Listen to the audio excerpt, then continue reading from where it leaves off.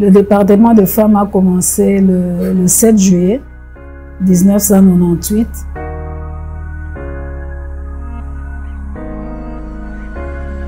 C'est toute une histoire, c'est de l'expérience. C'est vrai qu'on n'a pas été tout au début, mais je suis venue, je crois, une année après. J'ai trouvé maman Kabasele, maman Hélène Safari, maman Ngamé, qui n'est plus ici à Kinshasa, qui évolue maintenant aux États-Unis. Il y a maman Babou et les autres femmes.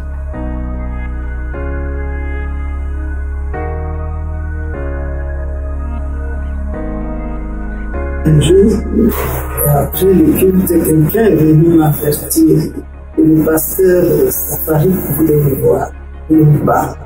Et puis il est venu, on a prié, et puis il m'a dit, maman, si je vous ai fait appeler, c'est pour vous dire que nous aurions voulu que vous soyez présidente du département de maman. Et ça va se passer. Les réunions de maman vont commencer bientôt. Et ça sera pour chaque mardi,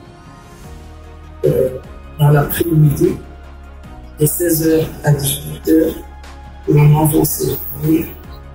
Et vous aurez comme assistante une maman que j'ai aussi choisie, c'est maman Gama. J'ai écouté et il m'a demandé si j'étais d'accord. Je dis je suis d'accord. Si le Seigneur vous a envoyé vers moi et vous m'avez écouté, c'est que le Seigneur nous veut faire.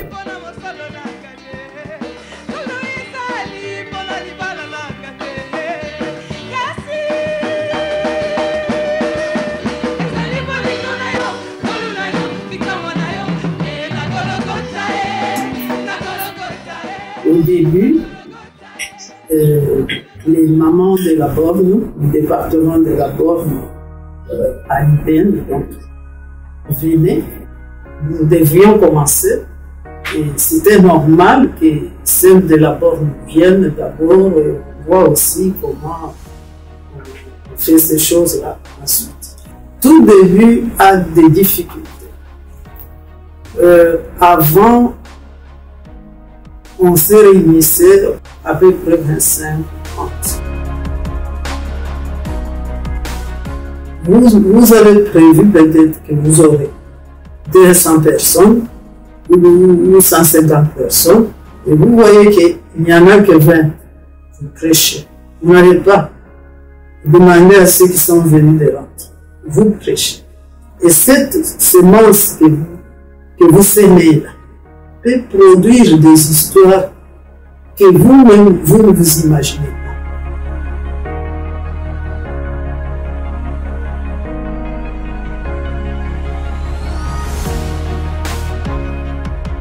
Ma grande joie, c'est de voir des jeunes dames qui étaient là dans le banc, qui écoutaient la parole, qui sont aujourd'hui devenues des dispensatrices de la parole de Dieu, qui prêchent et prêchent avec nous. Ne me néglige pas aujourd'hui, tu ne connais pas mon futur. Dis à ton voisin, ne me regarde pas comme ça, je suis au large. Nous ne devons pas perdre la foi. Pourquoi? Parce qu'il a dit, pour vous ne craignez pas, nous n'avons pas à craindre, l'Église n'a pas à craindre.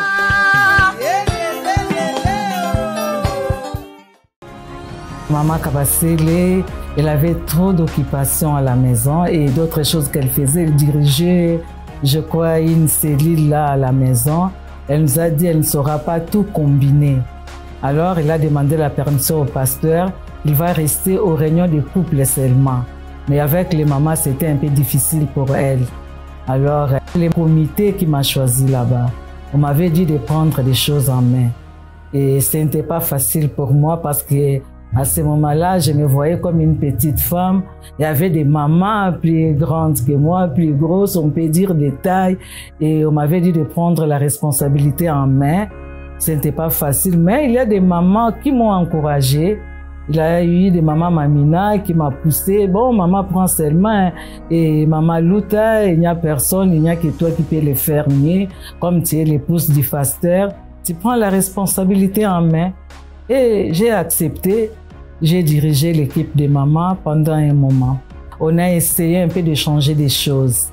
Comme les mamans aiment des prières, une fois un samedi par mois, on faisait comme des matinées de prière. On avait des invités spéciaux qui venaient nous prêcher la parole de Dieu. À ces moments-là de retraite, il y avait beaucoup de mamans qui venaient pendant ce temps-là. Les gens me regardent aujourd'hui avec joie à cause de ce que toi tu as fait pour moi. Oh Dieu, dans les ténèbres, tu m'as ramassé. Et avec les moments-là de prière, il y a eu des révélations et des veillées une fois par mois. On faisait des veillées, alors il y avait beaucoup de femmes qui ont commencé à venir à la réunion des mamans. On a essayé seulement de modifier, donner plus de temps à la prière.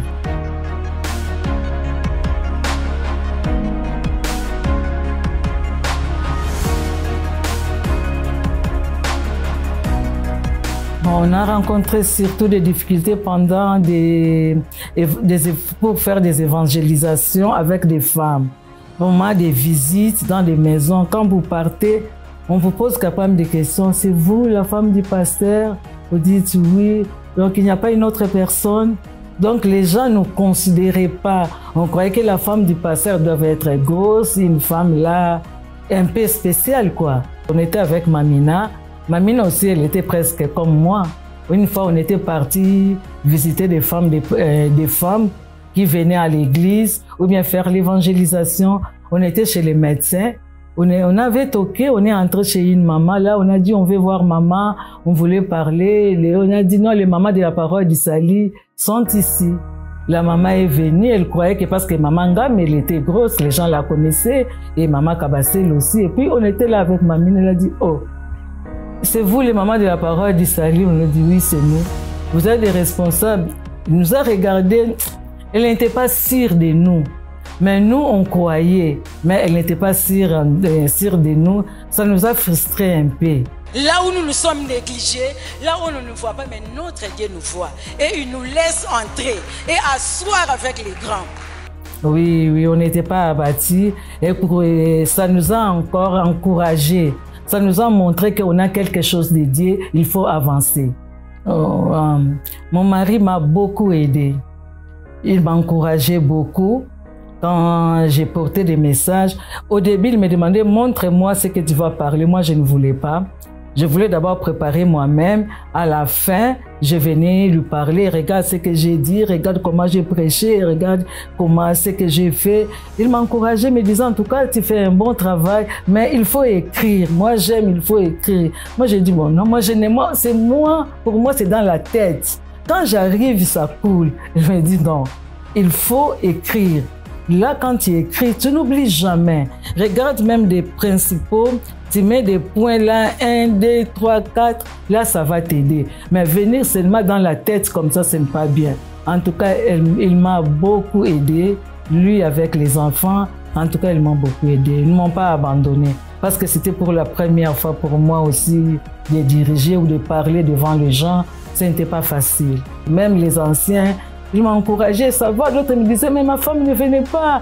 Elle fait quand même un effort. Et moi, je disais, si les mardis, une femme reste à la maison, donc il y a des papas à la maison. Donc la maman va venir à la réunion des mamans. Et ça encourageait aussi les papas d'envoyer leurs femmes à la réunion des mamans. Une chose bien aimée, ils vous feront la guerre, ils ne vous vaincront pas. La guerre est là, bien aimé, mais nous avons la victoire en Jésus-Christ. Moi, j'ai pris les bâtons de commandement de 2008 jusqu'en 2016, février. Donc, j'ai travaillé dans les départements des femmes pratiquement 16 ans. 8 ans comme adjointe et 8 ans comme responsable et principale. Oui. Dans ma vision, je voulais que les femmes se prennent en charge. Que la femme soit une femme équilibrée. Parce que vous voyez, les femmes, elles ont toujours des justifications pour ne pas se présenter dans les services de Dieu.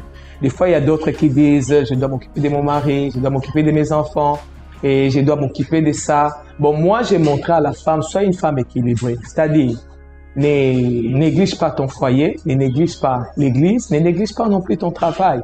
En fait, j'ai travaillé dans cette vision-là.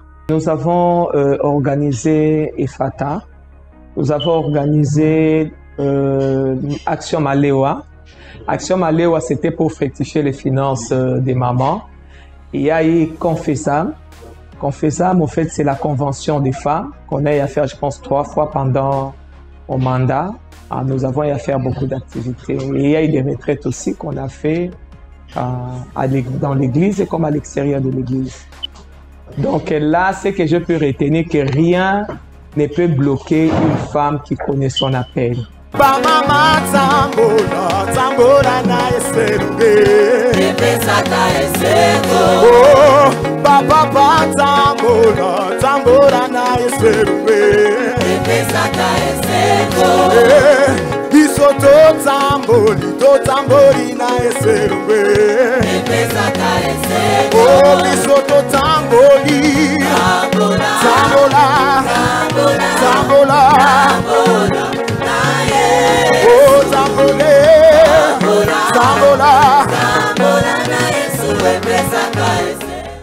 Mais quand il fallait prendre le département des femmes, pour moi, même quand Maman Louta me disait que après elle, ce sera moi et tout ça, elle me préparait aussi, je pensais que ça pouvait arriver plus tard, pas au moment où elle l'a laissé. Alors j'ai dit au Seigneur, pas maintenant. Moi, je ne me sens pas prête maintenant. Pourquoi? Parce que je regardais aux défis qui étaient tout autour de moi, aux circonstances qui m'entouraient en ce moment dans ma vie. Je ne me sentais pas prête. Bien aimé, moi qui l'ai pesé, yo mono léger. Mais nzamba pesé yo mona okile. Alléluia. Tika bango baloba. Mais nzamba lobi nini. Dieu lui-même m'a dit que c'est maintenant. Je suis avec toi. Et j'ai compris qu'on n'a pas à attendre que les choses s'arrangent tout autour de nous pour servir le Seigneur, non. Avec tout ce que nous avons comme problème, tout ce que nous avons comme difficulté, nous pouvons servir le Seigneur. Nous pouvons servir le Seigneur malade, nous pouvons servir le Seigneur stérile, nous pouvons servir le Seigneur célibataire, nous pouvons servir le Seigneur dans le manque, nous pouvons servir le Seigneur malgré toutes ces circonstances qui nous entourent. Jusque-là, je vois le fruit, les femmes de plus en plus se lever, le nombre de femmes d'ouvrières augmenter, mais on veut encore faire plus. Il y a encore beaucoup de choses à faire. Donc, 25 ans, on attend aussi beaucoup de nous. Et qu'est-ce qu'on veut faire? Je voudrais amener les femmes à être des femmes profondes, enracinées dans la vie de Dieu. Les femmes plus intimes avec le Saint-Esprit. Parce que c'est quand on est enraciné qu'on peut donner des fruits que les autres mangeront. Et un très joyeux anniversaire aux femmes influentes, ces femmes qui influencent d'une manière ou d'une autre dans leur foyer, dans leur famille, dans leur quartier, là où elles travaillent. Un très joyeux anniversaire. Que Dieu vous bénisse abondamment.